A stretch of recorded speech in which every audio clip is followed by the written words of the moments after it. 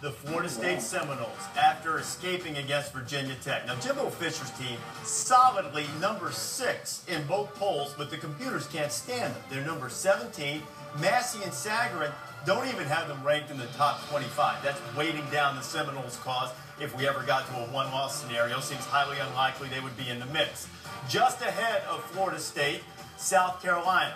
South Carolina probably didn't enjoy Texas A&M's victory over Alabama because of this. The Aggies zoom up the board to number 7.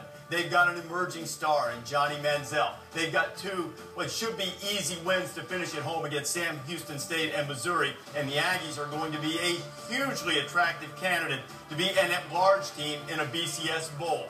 Texas A&M's victory might have even hurt a team that beat the Aggies. LSU is just a spot ahead of A&M at the moment. Certainly the Bayou Bengals still an attractive at-large candidate. Florida, 1 loss, not impressive the last couple of weeks. Still a date with Florida State coming. Gators sitting at 6. A lot of SEC teams. You already see 1, 2, 3, 4 SEC teams, and you're going to see 2 more at 4 and 5 in Georgia and Alabama.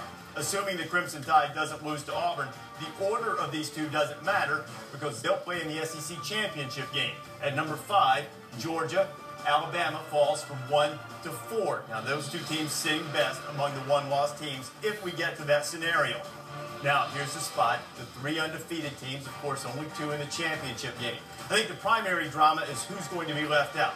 Most expecting that Kansas State is going to be number 1, and the Wildcats are. Bill Snyder's team with dates against Baylor and Texas left. That's all that's standing between them and a spot in the national championship game. First time the Wildcats have ever been number 1 in the BCS, and also ends the SEC's record 14-week span of sitting atop the BCS standings. So who's left out? Oregon, Notre Dame left. Computers love the Fighting Irish.